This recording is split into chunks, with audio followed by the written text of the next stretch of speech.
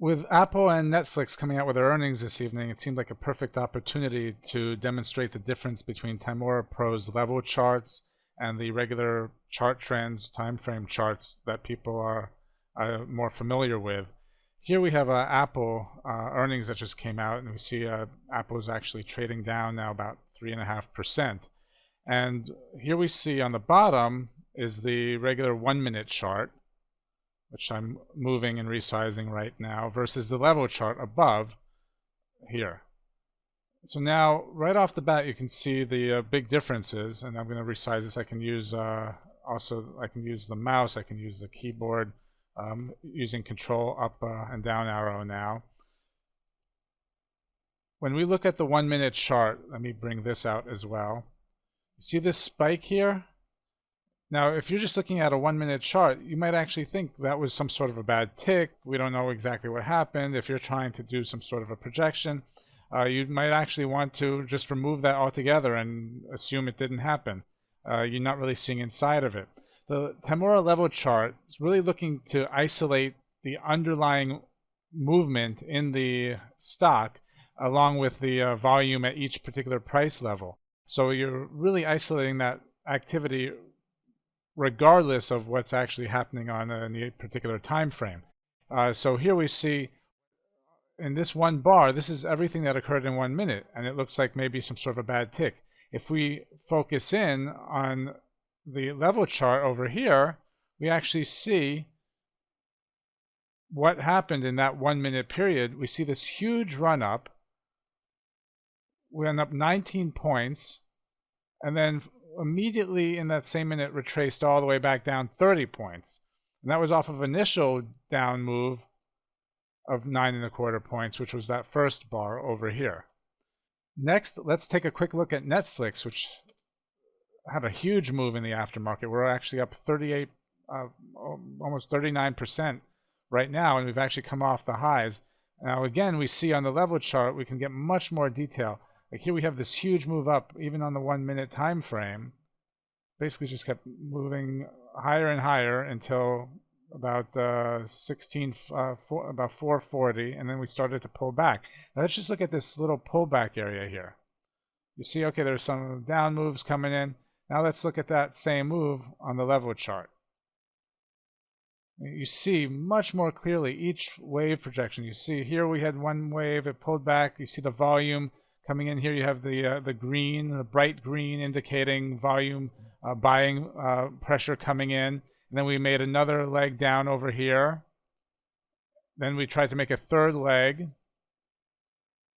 And then we bounced over here. You see, it's much clearer to see. So when you're having fast market action, like you would in a stock after earnings are released, or sometimes even during the day if some other news comes out, you really want to get, fine-tune what's going on, or fine-tune an entry and exit.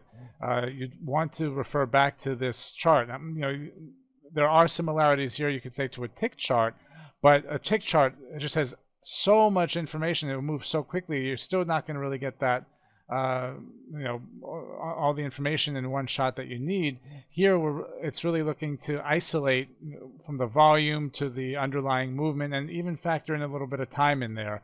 Since the level chart does move faster, it's also very useful. I find it useful, you might as well, if you enable the level chart trends, which is this option over here, and you'll see it's basically a set of moving averages, exponential moving averages that follow on the level chart and just sort of help keep you on the right side of the current movement.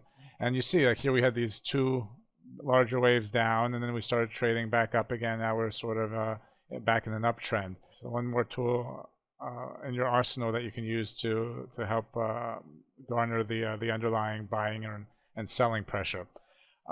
Some of you might wonder also, how did I find these stocks? How did I immediately know that Netflix and Apple had come out with their earnings and they started moving? And of course it's going to show up on the alerts, but that also would show up on the high-low view over here.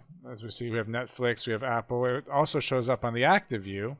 Here we see Apple, and if we scroll down here, we see other stocks. Here we have Netflix was up 8. You see that big move on the mini chart. So, and you see it popped up a few times. So, of course, when this first came out, there were a bunch of alerts. Like here we have Apple, Apple, Apple. So we see, and then right here, Netflix right before it. So this is what we saw popping up one after the other. I immediately knew, oh, okay, something just came out on those stocks. Let's take a quick look. The last thing I just want to show you, some of you might have noticed all these Twitter news headlines popping up. Obviously, Twitter is hyperactive right now with all the tweeting going on with Netflix and Apple within all the news. So you see that on the top of the chart as well. If we jump to the stats view, we can double click here, we get the stats view page. Well, we see all the information, of course, about the stock, the earnings that were today. But you also see all the headlines related to the that stock, or for Apple, of course, as well. We can switch back to Apple. It switches automatically. Same thing. So, of course, right now the most active thing is Twitter. That's why we see all the Twitter headlines. But this actually scours the internet once a minute to see if there's any new headlines, in addition to any other data news feeds you might have through your data feed of choice. Of course, you can click on any one of these to get more information about the full headline. And you see there's many, many sources here. Twitter, Bloomberg, MarketWatch, Wall Street Journal, TheLion.com, Benzinga, many, many news sources. Gives you a good way to keep on top of the game. On that note, I'll wrap up. Best wishes for your trading.